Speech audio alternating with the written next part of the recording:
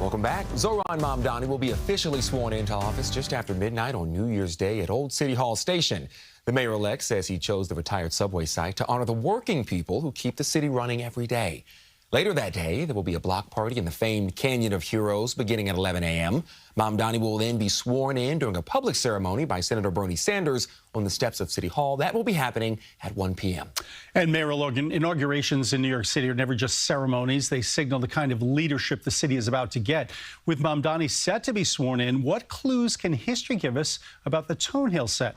As Ali Bauman shows us, New York's inaugurations are often a window into the era of its administration.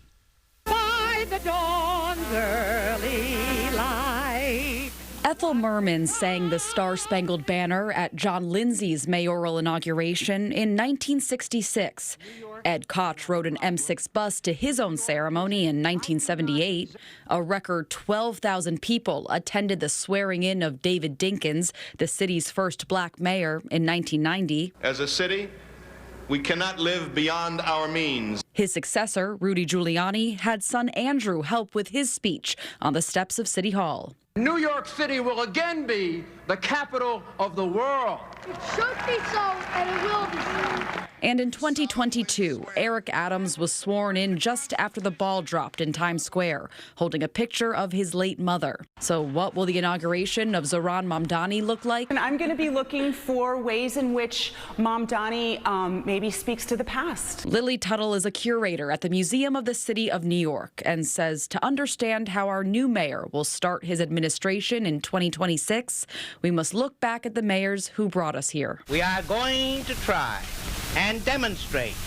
that a non-partisan, non-political, honest, clean government is possible in our city. In 1934, Fiorello LaGuardia skipped a formal ceremony and was sworn in privately on the Upper East Side, embarking to lead a city in the depths of the Great Depression. I think LaGuardia just felt, rightly so, that it would be inappropriate to have a big party and a big celebration in 1934. Similar to our mayor-elect, LaGuardia promised to clean up corruption in City Hall. So they both kind of come in as a new voice, a new energy. The way Mamdani uses social media to speak directly to New Yorkers is how LaGuardia utilized radio, and 3 decades later, how Mayor John Lindsay used television. Those wise enough to see the need for change will find that a city in rebirth will provide the healthiest climate for business and every other sector of our city's life.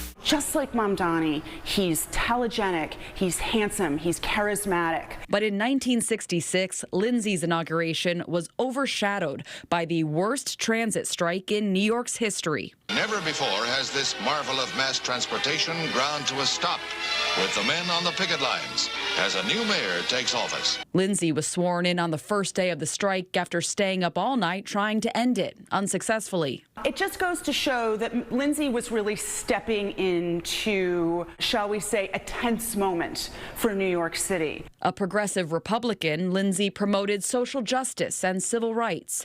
Tuttle says she predicts Mamdani will pull from the Lindsay playbook in his inaugural speech. That he's a mayor for all New Yorkers and really bring the city together in a way that kind of lifts up people who feel like they just don't have great opportunities today. In many ways, Zoran Mamdani is a first for New York, the first millennial, first Muslim, first South Asian mayor. But he joins a long history of leaders inaugurated on the promise of a new era for City Hall. I think that we've definitely seen mayors who've done this before, who are not afraid to shake things up a little bit, who want people to feel like the city is working for them. I think I'll hear that with Mamdani for sure, but I think the specifics of how he's trying to lift people up and the language that he uses around that, I think it'll be interesting to hear. Ali Bauman, CBS News, New York.